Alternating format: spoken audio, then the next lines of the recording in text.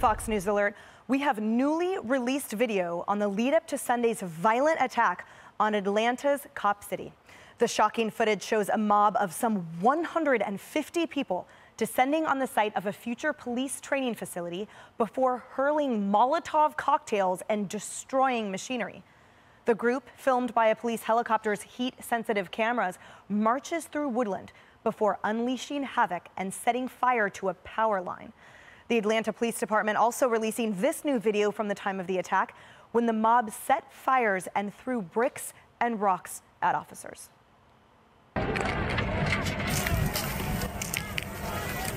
This is the Cop City site. Construction vehicles are up in flames. It's like a trailer for the construction crew, about to be up in flames. 23 people have been arrested and charged with domestic terrorism over the riots. They are expected in court next hour. Now, among them is Thomas Jurgens, an attorney at the far-left Southern Poverty Law Center. That organization says he was there as a, quote, legal observer and is downplaying the situation, calling the arrests, quote, a heavy-handed law enforcement intervention. Meanwhile, the protests there are not on the White House's radar at all. Dozens of people were arrested protesting the so-called Cop City. Is the president aware of this, and is the White House worried about this escalating? Wait, say that again. What was the protest? The protest was, it's a facility, a training facility that's being constructed for police officers. It's called Cop City. It's near a black residential area. The concern is the president aware of this? Is the White House concerned about this escalating? No. I've not heard any discussions about this protest over the weekend. This is the first time I'm hearing about this protest over the weekend. Kayleigh, for an administration that pats itself on the back as being aware of and wanting to combat domestic terrorism, it is shocking that they were unaware of something of this magnitude. Do you see it as ostrich in the sand, or do you see it as willful ignorance? I cannot believe what I just watched. You know, as press secretary, you can't know every conceivable issue in the world. A niche issue happening in Moldova, let's say, some niche foreign policy issue. Yes, you can say, you know, I'll get back to you. I haven't looked into that. This happened at 1:51 p.m. on Sunday, the attack. She gave her, or rather, excuse me, late afternoon. She gave her briefing yesterday at 1:51 p.m., meaning she had almost 24 hours to learn of this attack. It was on NBC, it was on ABC, it was on CNN, it was on Axios, it was on Fox. This was a huge story. So to be unaware of this story is extraordinary. And then to say, is the White House tracking this? No, we have not been. I hope she just spoke out of turn and the White House was truly tracking this, because it is a very scary idea that there could be a major attack in Atlanta and the White House was just woefully unaware. Merrick Garland, he just had a press conference. I hope he addressed this, because these individuals cross state lines, bringing this into federal jurisdiction. There were people from France, from Canada. The White House should be all over this. And if the press secretary's not, I hope her bosses are. But they're logged off, Martha. That's the whole point. Maybe, was it Sunday? Was it there's something not pressing on their agenda? The bottom line is this administration is logged off figuratively and literally. And to Kayleigh's point, this is an international, apparently, attraction, which is a war on police officers there. The mayor has yet to weigh in the strong manner needed that those cops deserve. And it would be incumbent upon this administration, I believe, to articulate something to quell the fomentation. To actually, to that question's point, let's tampen down this escalation. If we leave this unalone, if we do not address this from that top down, it will only get worse. And someone, I fear, a law enforcement officer, will lose their life. Yeah, you know what?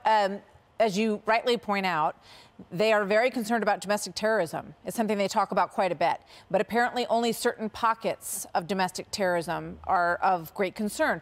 There's really no excuse. I mean, we all sometimes miss something here or there, but this was a huge story. And as Kayleigh points out, it was covered on all of the networks. And this is a huge issue of domestic terrorism. This is a perfect opportunity for the White House to come out and say, look, we have funded training for police. We want to see police forces regain their strength so that they can keep neighborhoods safe. And this is, you know, there's a big difference between the kind of thing that you see on this video on the right-hand side of your screen, which are people pulling masks over their face. I'm not sure why they're masking these protesters, right? I mean, what why do they not want their identity to be known? If they're simply protesting, something to protect this forest or to be against the training facility for police officers, which is so important to rebuild their morale and to rebuild their cohesiveness and to attract people to the force. But I'm not sure why they want to cover their faces. But now we see their faces all over there. 23 people charged with domestic terrorism. And that's such a great point that you bring up, not only funding, but the part about the hidden identity. So, Kevin, we have the Southern Poverty Law Center attorney who says, I was there as a, quote, legal observer, whatever that means. Because if you are in the vicinity of something where domestic terrorism is being charged with and the violent attacks we saw, did he have a mask on?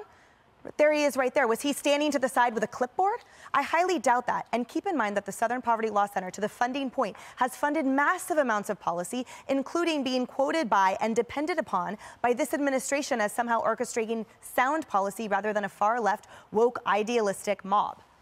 Well, listen, everyone on the couch here believes in peaceful protest. This was not a peaceful protest. This was a armed domestic terrorist event that we saw play out in Atlanta. Atlanta has lost hundreds of police officers in the last couple of years because of this neglect in that city to support law enforcement. President Biden has spoken so passionately about this. He says, you know, police officers, when they put on that badge, should have every right and expectation to come home safely at the end of the day. He has increased funding for law enforcement to recruit more officers year over year. But that's not enough. We need to see more on the ground from this administration when it comes to supporting law enforcement, to Kayleigh's point, that this just can't be, you know, brushed aside at the White House podium. What is it about that sort of island of misfits, this kaleidoscope of socialism that we're seeing here, of violent activists that are coming from other places and thinking that they know better, destroying someone else's city in the name of those residents? They call themselves the Defend the Atlanta Forest Group.